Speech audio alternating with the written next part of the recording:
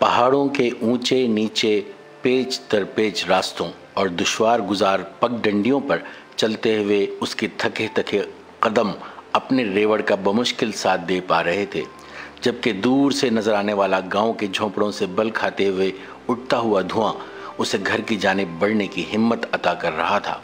उसके घर पहुंचते पहुंचते अंधेरा मुकम्मल तौर पर छा चुका था और गांव के आवारा कुत्ते भौंक भौंक कर अपनी बेचैनी और गिरसनगी का इजहार कर रहे थे।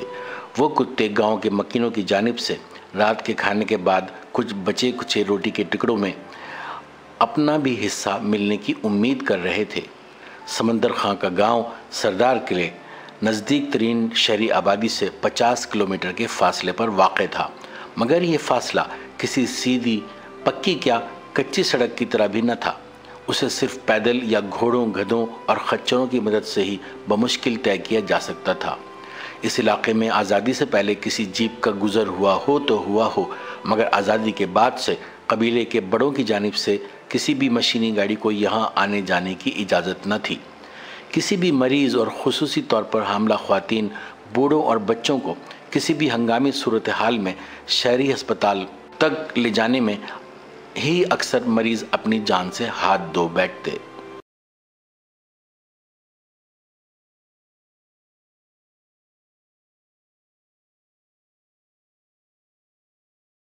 समंदर खां ने अपने घर के दरवाजे पर जाकर हल्के से दस्तक दी। जानवरों का रेवड़ नज़दीक ही वाक़े एक कच्ची दीवार के इहाते में महफूज कर दिया गया था। आजा बेटा, उसकी उम्र रसीदा माँ की एक नहीफ सी आवाज़ सुनाई दी। अस्सलाम वालेकुम कहते हुए वो माँ के सामने से सर झुकाकर गुजर गया।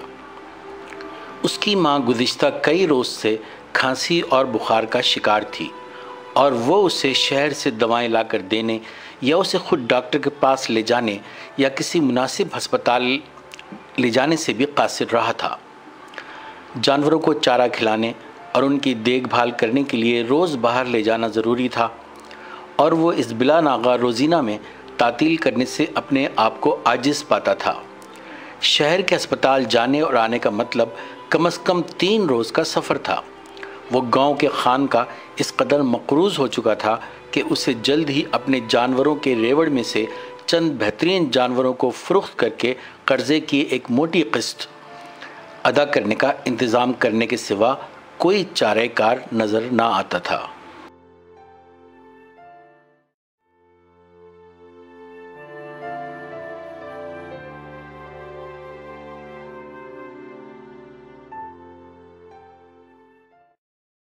समंदर खां की बीवी समीना शाहीन ने आगे बढ़कर उसे पानी से भरा एक पीतल का प्याला पेश किया, जिसे प्यासे समंदर खां ने आब हयात की तरह फ़ौरन अपने मुंह से लगा लिया। इस दौरान समीना ने उसके पाँव से चप्पलें उतारकर एक किनारे कर दी और बोली, समंदर खाना, तेरी ये चप्पलें अब जवाब दे गई हैं, इन्हें बदलना ही पड़ेगा। आइंदा शहर के दौरे में एक नया जोड़ा लाना ना भूलना।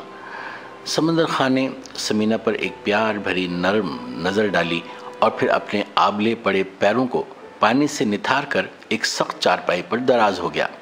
माँ के लिए दवा, उसका इलाज, बीवी के लिए कपड़े, बेटे दरिया खां के लिए किताबों का खर्च, एक नई खुदकार बंदूक और कारतूसों का ज़ख़ीरा, ख़राब मौसम में जानवरों के चारे का बंदोबस्त, खान का सूद सरेदा कर्जा, घर के लिए आटे दाल का बंदोबस्त, ये तमाम काम वो किस खुशकिस्मत दिन मुकम्मल कर सकेगा, या फिर वो भी अपने आबा व अजदाद की तरह किसी सख्त पहाड़ी के दामन में अपनी हसरतें, ना तमाम ख्वाहिशें सीने में दबाए हमेशा के लिए सुकून की नींद सो जाएगा। समंदर खाना, रोटी खा ले। समीना की प्यार और दर्द भरी आवाज़ ने उसे सोचों के धारों से हकीकत के किनारे ला फेंका। वो प्याज, मिर्च, टमाटर और दही की लजीज चटनी गर्मा गर्म मोटी सी रोटी के साथ खाकर कुएं का पानी मटके से पीकर खुदाए बुजुर्ग व बरतर का शुक्र बजा लाया। जल्दी वो तमाम फ़िक्रों से आज़ाद, दुनिया और माफिया से बेखबर नींद की गोद में जा चुका था। दूसरी जानिब दुनिया तेज़ी से चकराते हुए सूरज के गिर्द अपनी गर्दिश का एक और चक्कर मुकम्मल करके इन संगलाख पहाड़ों के बासियों को एक और नए गर्म दिन का सामना कराने के लिए बेचैन सी नज़र आ रही थी।